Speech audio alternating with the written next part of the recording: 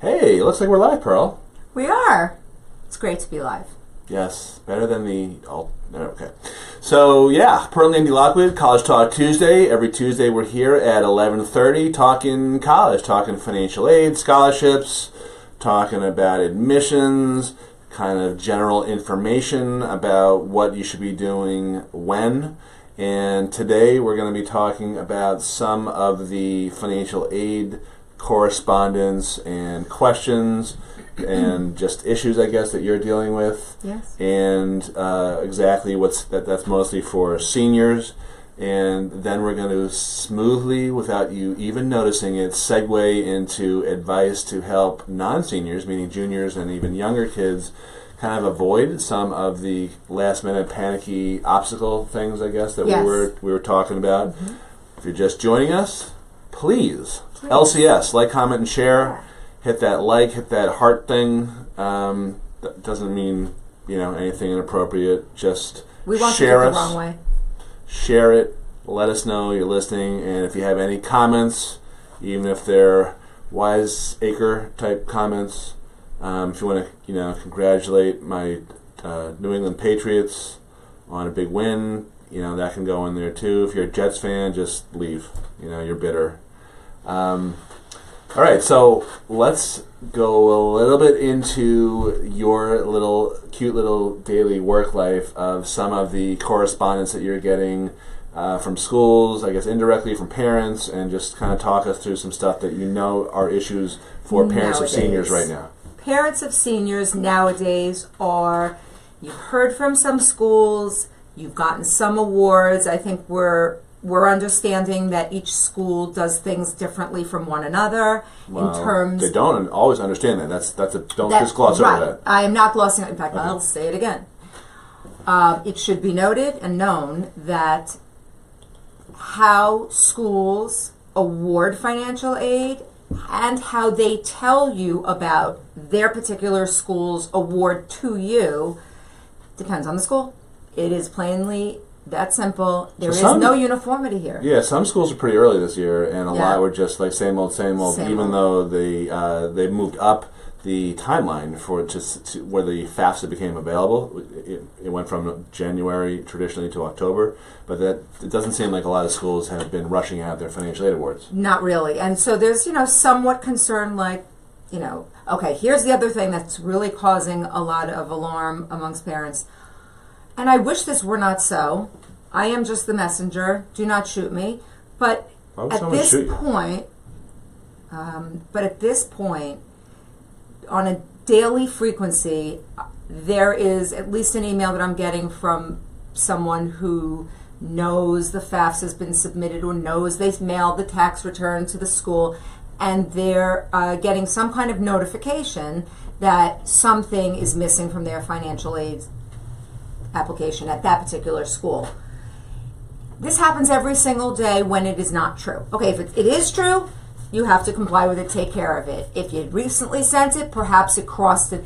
But if, for example, unfortunately and thankfully, we have receipts of everything we submit, time and date stamped from every submission, whether it be the FAFSA or the CSS profile, or for that matter, documents that we've uploaded to IDOC for those schools that participate with IDOC. Listen, if we're not just joining us. No. Yeah. Well, if you're confused about all these terms, don't worry about it. She's talking specific financial aid language. So if you have a parent of a senior, you know what this stuff is. If you have a parent of a junior, we'll talk about it some other time. Don't let the acronyms freak you out either. It's not all that. The point here is that even if you've done everything right, you still might get some emails that make you think that perhaps everything wasn't submitted correctly, and that's just par for the course. Correct. Don't panic. Do you ignore them, or do you? Okay. Don't panic.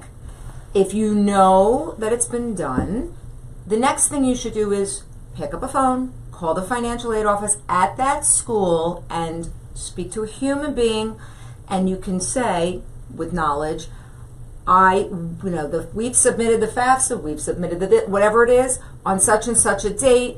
If it's your FAFSA, you can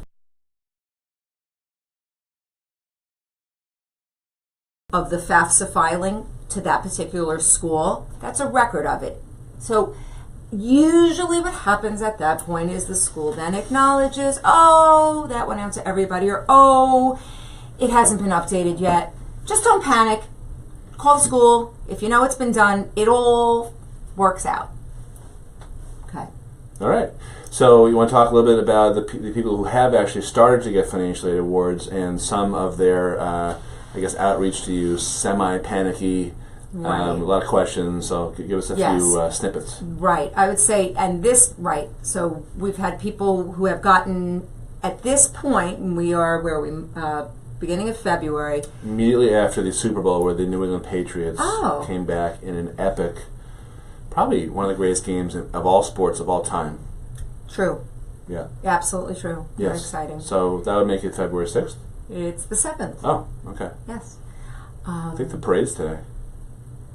Okay. Foxborough. Yeah. Okay. Go Pats. Or Boston. Yay, Pats. It's not important. Yeah. So people have heard from many of their schools, usually at this point not all of their schools, and many awards have gone out, but many have not. I would say it's 50-50. And the student may not even be sure, because if they haven't heard from all the other schools that they've applied to, which is their first choice, or where they want to go, or what, for that matter, what every school is giving them. So a lot of times people want to pounce the minute they see anything with a $sign and a school. How do we get more money? That was a pound. Yeah, not a pounce. Not a pounce. Pounce. Okay.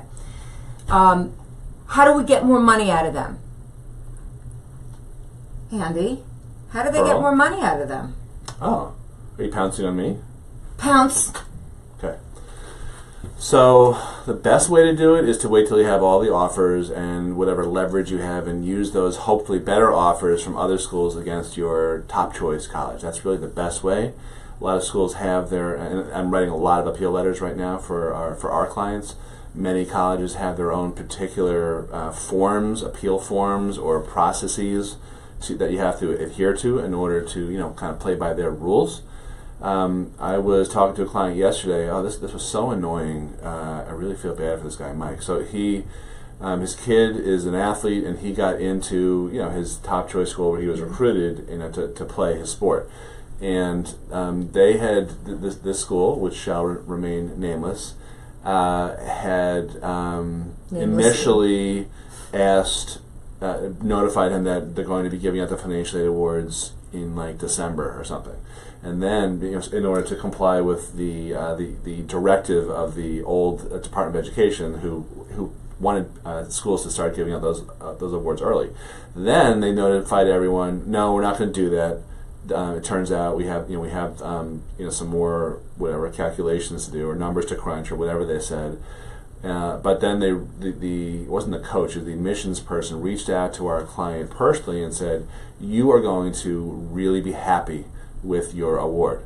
So the client Mike, forwards that to me, and he says, hey, what do you think? And I'm like, I guess it's okay. It doesn't really mean anything. I want to, show me the money. I want to see the numbers. Right. So he just got the award yesterday, and there was $20,000 offered total.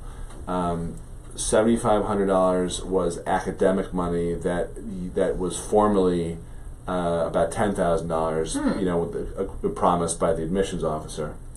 And then the rest of the award was federal money, so not the school's own money. Right. So that was about, those together were about, I want to say about $13,000, almost $14,000. And then the other $6,000 were loans. Right. Yeah. Most of them.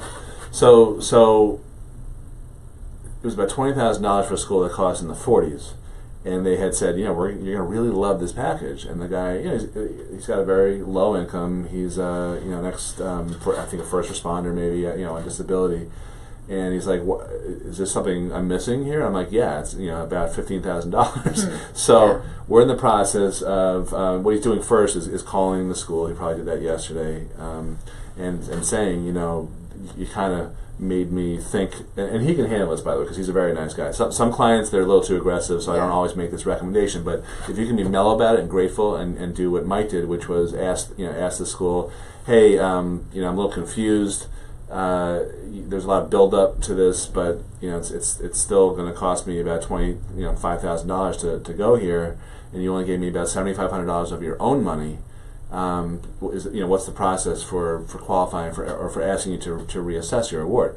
So then the next thing, after you understand what the process is, the next thing you do is you start to use whatever leverage you have, other offers from other schools, which thankfully he does. Well, we're waiting to get those. I did make sure he applied to other schools just for that.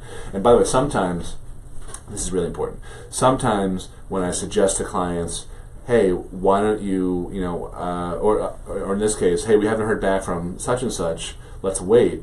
And the client will say something like, oh, well, wait, Peter, the four-letter word? No, the client will be like, no, well, Peter doesn't want to go there. I'm like, that's not listen, the point. That's not, yeah, exactly, that's not the point. The point is that we're doing it so we have some leverage, not so that he can go there. It's two different things. And you're not going to be doing this over and over and over. You're not going to be nudging you have better things to do too. Yeah. We all have better things to do also. Right. But the point is that there's being strategic and there's being emotional and just wanting something. Right. And everyone needs to be very kind of thoughtful about this process.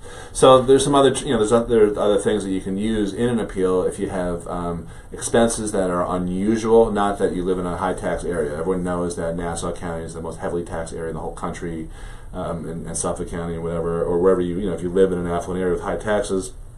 Wherever you are in the country, they know that they have your zip code. So right. that's not your unique situation. But if you had some disability stuff or some legal expenses from getting divorced or from whatever you name it, those types of things, or medical, or if you had a loss in income, that's another common thing to appeal because your tax returns from 2 years ago may be up here, but since then you might have been laid off, so the income's down there, that type of thing. So those are the main reasons, the main ways to appeal.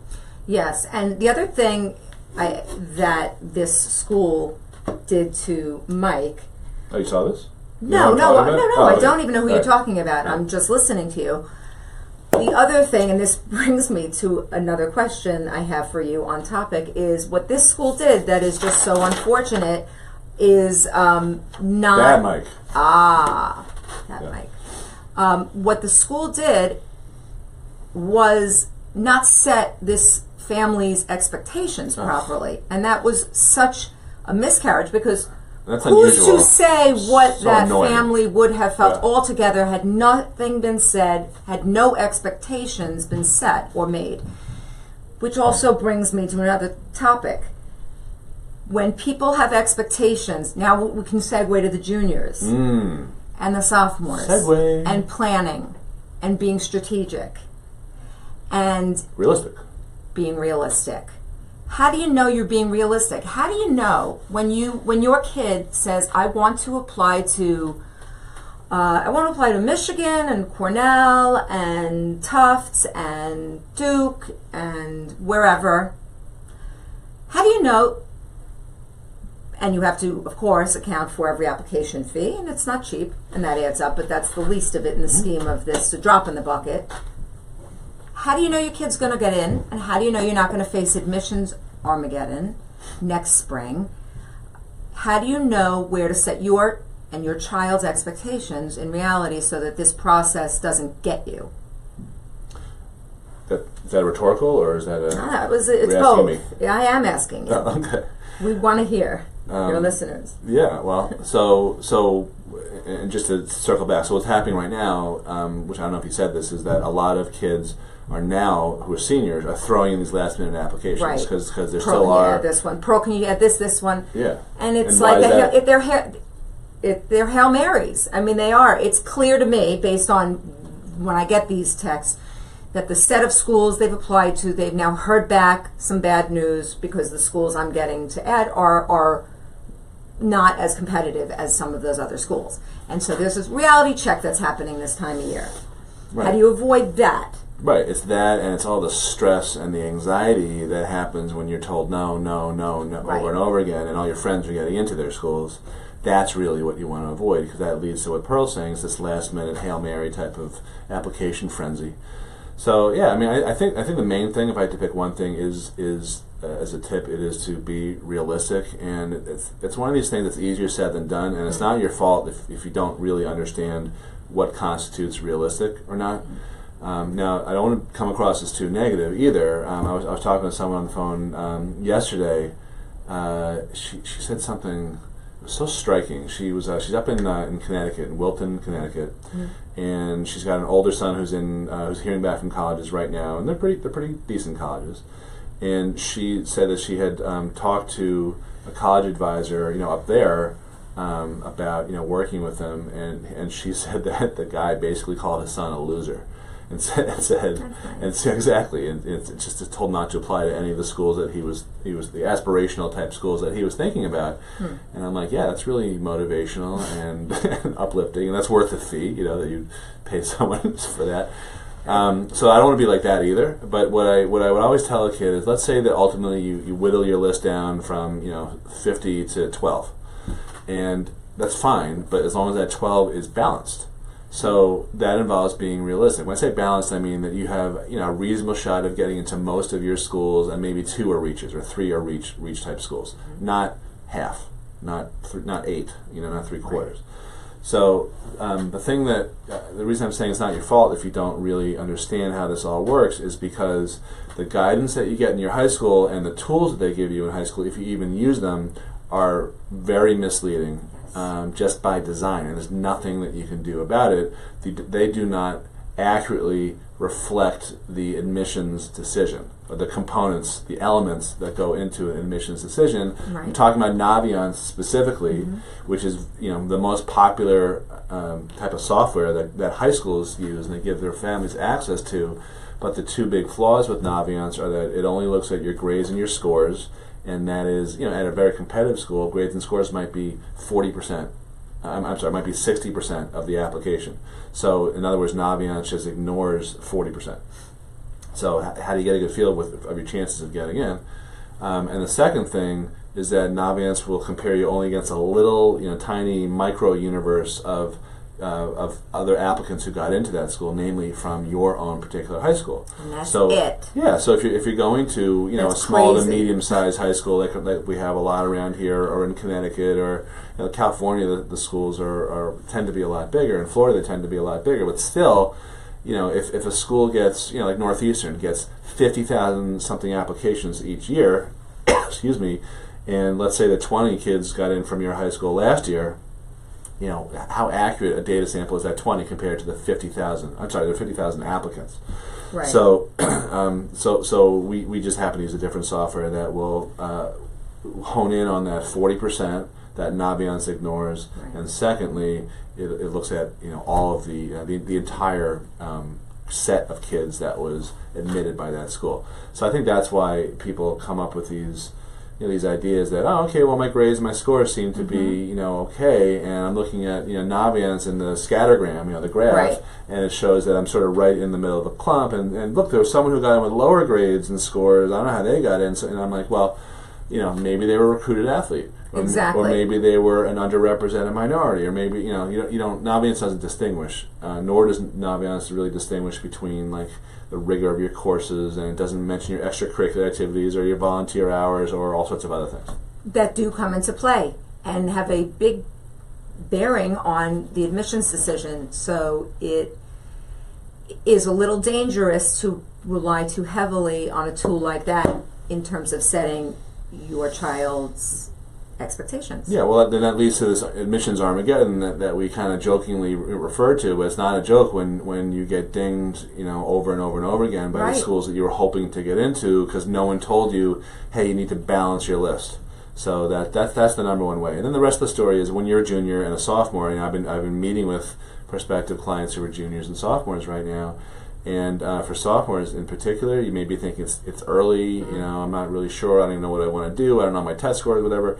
Here's why, this is not commercial for us, but here's why you should be taking college seriously if you see your kid or your kid sees himself or herself as belonging in this, this high realm of colleges. You've started to create the body of work that will ultimately be judged by admissions officers in ninth grade or in some cases even earlier. So every decision you make in high school, meaning what courses you take, what extracurricular activities you pursue, all these types of things, that starts right away. So if you're thinking about it, or you're stressed about it, or your kid is in a peer group where they're already talking about it, or you have older kids who didn't fare so well in the whole process, it's not too early. And you want to just be proactive about the process. You don't want to be reactive, behind the eight ball. It is a stressful process, but the stress can be managed to a large degree. Well, if you have a system. If you have a system, if you are thoughtful about it, if you're strategic, if you plan ahead. Even, I think we were talking last week or recently about even something as simple as just in terms of test taking. Yeah. Planning that during your junior year, you are going to get all that testing, SAT, ACT, out of the way. So if you're a sophomore now, you need to be thinking, I am registering for those exams now for next fall, next winter. Well, it's early to register, but I would definitely be thinking. Okay, but you're thinking towards knowing that's your plan, as opposed to what I would think about having that plan a year later. May I? And having not just yet. May I? Those tests don't give bad advice, happen Pearl. in the fall of your senior year. At the same time, while you're trying to figure out where can you apply and what is my score. Yes, you can interrupt now. Well, only because I didn't agree with you. Huh? Yeah, that's the first time. So, right, there are some kids who are taking the ACT and the SAT practical exams and all that now. Most of the time, I think that's excessive. There are a few instances, but most of the time it's excessive. The time to get serious about the prep, in my opinion, is the summer before junior year. But what Pearl is saying in terms of trying to get your testing done and over with in your junior year, yes, that's the best time. And the ACT and the SAT are given practically every month. Sometimes they're both given in 1 month, but generally speaking, they alternate from September through June. So a lot of kids say, "Oh, I'm too busy to study," and whatever. That's fine, but so is everyone else. So don't think that that's like a special excuse. And if you are gunning for these aspirational type colleges, then you can't afford to get lazy and not do the work that you need to do. I think that's where we agree. Yes, because you also don't want to get so backlogged in this process that now you have the test, when the testing is not out of the way, then you have your summer before senior year, you should be doing your applications then. Well, it's much worse also. And you don't want to be studying for testing and trying to put your best into these applications and essays and all that. It's avoidable. And then are you going to have it back into your senior year where now you're having applications, testing, and your normal high school work? Yep. Yeah, and it's not great. And what we talked about a couple, either last time or 2 episodes ago, we talked about how the kids who were seniors in Roslyn, in Pearl's old stomping grounds, 53 ACT tests went missing, and we directly knew 4 and knew of 2 more kids, and I think at least 3 of them were seniors. So they were hoping that was another Hail Mary. They were hoping to, at the last second, bump up their test score so they could get into some of the schools they were hoping to get into, and then stuff happened that was out of their control. Right. I think this is certainly a year we can all agree crazy things happen. Like the Super Bowl? Like the Super Bowl, like lots of things. What else? Like there was no wardrobe malfunction during Lady Gaga's halftime performance. Right. Terry Bradshaw had that stain on, and that was funny. Yeah. Didn't quite rise to the level of Janet Jackson's. It was a funny commercial. And it was a great game. Yeah. Okay, so not really a sports show, but I'm still very giddy about the Pats. And it was a crazy election year, obviously. Oh, yeah. Yeah. Right. Right, it was. So we can all acknowledge that crazy things like 53 ACT scores from a small kind of high school gone missing is crazy, but here again it's true. Right. So expect the unexpected. It's the black swan. You never know. It's like you don't want your own to suffer through your own 2008 mini financial crisis because you didn't anticipate something. Don't be blindsided. Don't be rigid. Plan. Yes. Plan. Yeah. Flexibility is important too. Yes. Plan, but be flexible. Yes. Okay. Well, that's it. That's it. On that note, that was a good one. Nice and tight there. Yes. So thanks a lot for watching College Talk Tuesday. Pearl and Andy Lockwood saying goodbye, and we will be back together.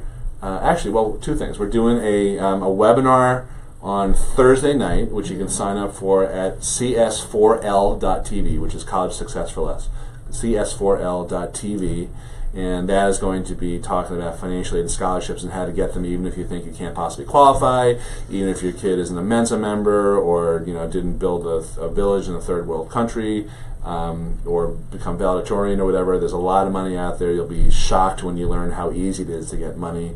And we're actually going through that right now with our senior, who it was not necessarily the valedictorian and his other redeeming qualities. Yes, he does. Yeah, he's getting some nice offers so far, and we haven't started really to negotiate them.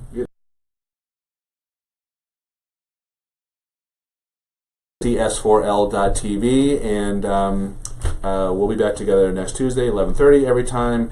And I'm also in the middle of this experiment where I am doing a daily 5-minute video on each of these questions that we have received over the last 2 years from people going to webinars and live workshops, because I realized that there's so many questions we never get a chance to go through. Yeah. So I think I have enough material here until about 2020. Cool.